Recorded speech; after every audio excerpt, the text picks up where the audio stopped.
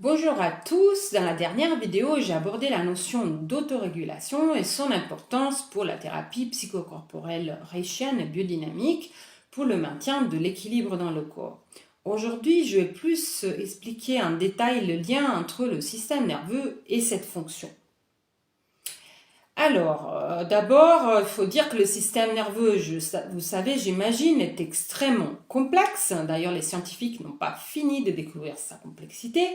Ici, il n'est pas question d'aborder ce système dans son entièreté parce que je n'en ai pas les compétences, mais nous allons aborder ce système dans certains aspects qui nous intéressent pour comprendre la thérapie. Allez, c'est parti. Le système nerveux est composé de deux branches. Le système nerveux central, qui est composé du cerveau et de la moelle épinière, et le système nerveux périphérique, qui à son tour se divise en deux sous-branches. Le système nerveux somatique, composé des nerfs sensitifs et des nerfs moteurs qui nous permettent de bouger, et le système nerveux autonome ou involontaire. Comme ce nom l'indique, le système nerveux involontaire gère toutes les fonctions corporelles qui agissent en dehors de notre volonté. Il s'agit des fonctions vitales, la respiration, la digestion et le système cardiovasculaire. Par exemple, c'est le système nerveux autonome qui gère la pression artérielle et le rythme de la respiration. D'ailleurs, la respiration a une place particulière à l'intérieur du système nerveux parce qu'elle relève à la fois du volontaire et de l'involontaire.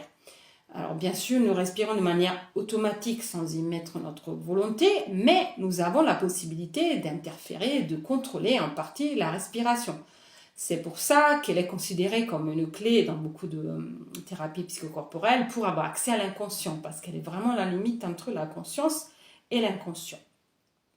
Ceci dit, le système nerveux autonome se divise lui-même en trois sous-branches. Le système nerveux entérique qui gère la digestion et l'assimilation des aliments et le système nerveux sympathique et parasympathique. Et là, on va voir un petit peu plus en détail ces deux derniers. Le sympathique et le parasympathique sont complémentaires et fonctionnent en s'opposant l'un à l'autre. Le sympathique est excitateur, il va exciter l'organisme, alors que le parasympathique est régulateur et va relâcher l'organisme. On va voir comment ils alternent tous les deux. Pour comprendre ce fonctionnement, je vais aborder la notion de boucle ou de cycle émotionnel que nous appelons le cycle vasomoteur. Et nous voyons un petit peu comment ça se passe. Nous partons d'un état d'équilibre ou homéostasie, c'est-à-dire un état de calme, de tranquillité.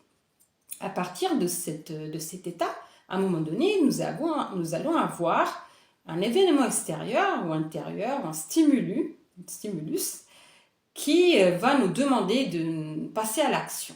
À partir de ce moment, c'est le système nerveux sympathique qui va s'activer pour nous préparer à l'action.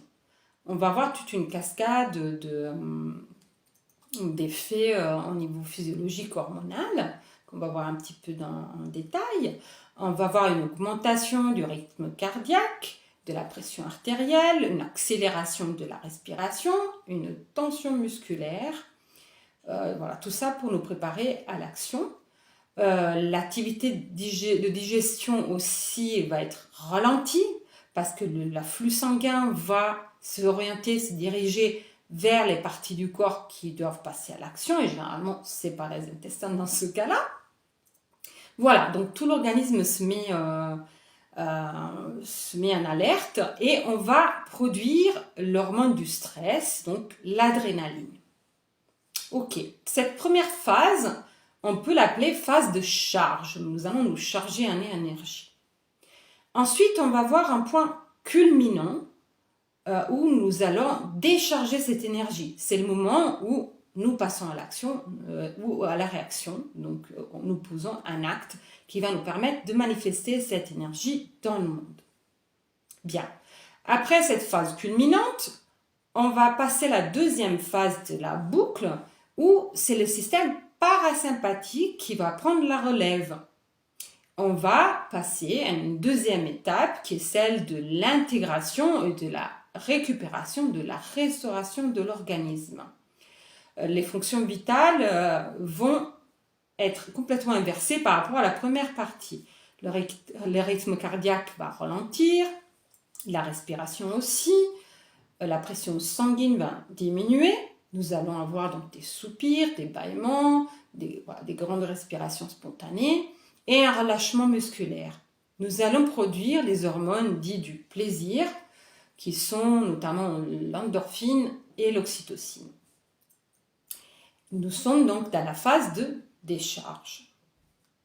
Après cette phase de décharge ou de régulation, de restauration, nous allons petit à petit revenir vers un état d'équilibre ou homéostasie, où nous retrouvons notre tonus ordinaire.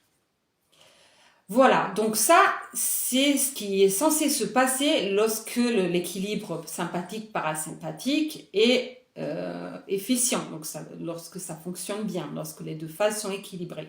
Mais malheureusement, dans nos vies aujourd'hui, beaucoup de personnes ne vivent pas leur boucle émotionnelle de manière complète, efficiente. C'est-à-dire que le sympathique est souvent stimulé, voire surstimulé par des événements, et le parasympathique n'a pas assez le temps pour arriver vraiment à boucler la boucle.